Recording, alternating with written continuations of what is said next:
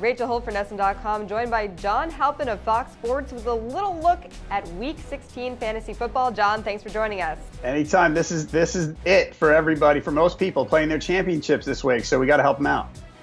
This is it. Some people got out last week. I have to mention that you beat me in our Fox Sports League. We played each other, but it was just the perfect storm of disaster.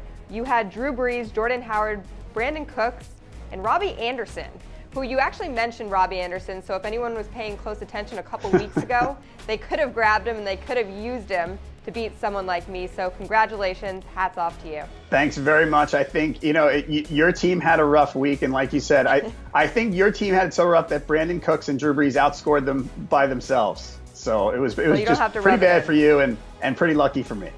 Now you're just rubbing it in. So, John, what was the biggest surprise for you in Week 15? The biggest surprise for me in Week 15, let's see. But the Panthers actually coming back and playing good offense was a good one. I don't know about the biggest, but they played well. The Washington defense is not that great, but the Panthers offense has struggled a lot. And Cam Newton finally came back and kind of turned the season around, but if anyone was still playing with him in fantasy leagues, they finally got a good game out of him, so they've got to be happy.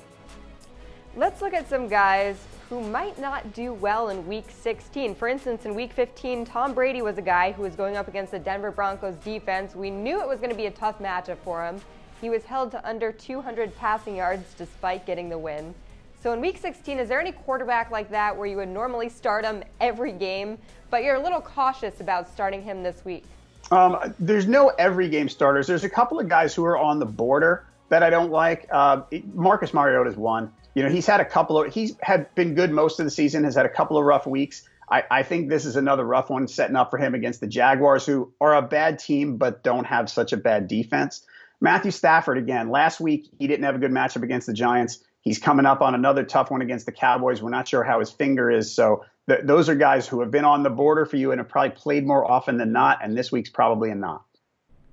What about running backs? We need these guys to do well this week if we're going to win that trophy, win that money, win those bragging rights. Who do you think might not have a good week for a running back?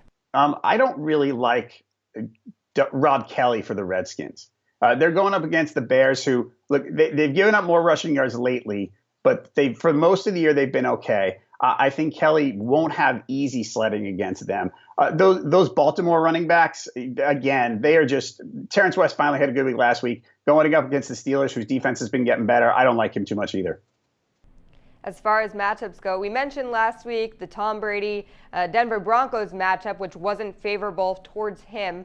Are there any matchups in Week 16 that you've kind of highlighted on the schedule and said, pay close attention to this?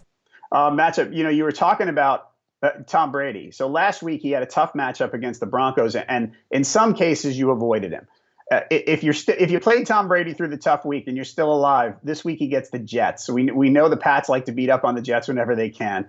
Tom Brady, last time he played the Jets, which was about 5 weeks ago, had a season high in pass attempts. He threw 50 passes. I think the Pats go to the air this week. This is a really nice matchup for Brady, but you always play Brady. You don't always play, say, Malcolm Mitchell, maybe even Chris Hogan if you're looking for a flyer. I think the Pats receivers could have a really nice day.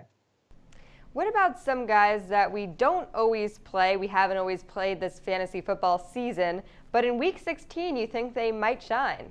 Oh, boy. Other than those Pats receivers, let's say, there's some bounce back possibilities this week. There are guys who haven't been good for a lot of the season, have been disappointing, but if you're still alive with them, they might be able to help. One is Todd Gurley. As bad as he's been, and we've been saying this is the week for Todd Gurley since probably week 2 or 3. Well, he hasn't had the week. He hasn't had the 100-yard game. This week he gets the 49ers, who are by far the worst run defense in the league. Gurley's a guy who might be able to finally help you. Another one, Allen Robinson. Allen Robinson has got a decent matchup against the Tennessee pass defense that isn't that good. He could bounce back for you. Finally, DeAndre Hopkins, first-round pick in a lot of leagues. Last week when Tom Savage came in, Tom Savage played 2.5 quarters for the Texans, threw to DeAndre Hopkins 14 times for 8 catches, 87 yards. Hopkins could have a bounce back week too. John, someone in my position who got beat in the semifinals and just has a lot of reflecting to do at this point, beat by someone like you, by the way. We think back on the entire season, what we could have done better, what we will do next year. For you, who was the biggest fantasy surprise in a good way this season? The biggest fantasy surprise in a good way. How about, this is a recent one. How about Ty Montgomery being a running back?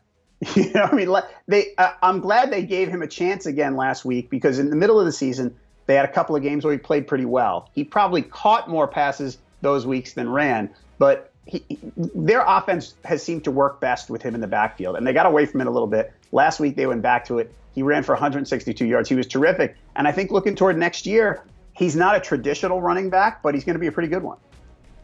Looking at some defenses as we head into what is probably your championship final, are there any defenses this week that you expect to put up big points? Well, the top two are the Pats against the Jets, and I think the Seahawks against the Arizona Cardinals.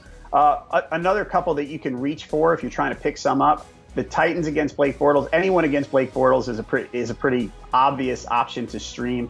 The Giants against Carson Wentz and the Eagles, too. The Giants over the past month or so have been the best fantasy defense out there. You can get them on a lot of waiver wires.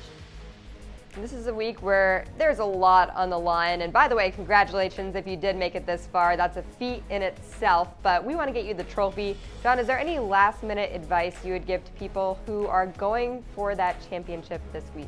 Look, once you make a decision, I'm never going to say start your studs at any cost. I mean, some players you will, like a Tom Brady, you will. But if you make a decision and you settle on your matchup, just live with it. Don't tinker. Don't go back and forth with your lineup. Do your research, make a decision, and kind of live with it. You know, you can listen to too many voices, even on Christmas morning when you're listening to people on Twitter and on TV and things like that. Make your decision, stick with it, trust your gut. Where can we find more from you throughout the week? This is our last big week of content at foxsports.com/fantasy, and I'm always happy to answer questions on Twitter. I'm at jhalpin37. Okay, well, even though you beat me, I'm rooting for you in the championships. I'm rooting for all of you. Good luck in week 16. Thanks, Rachel.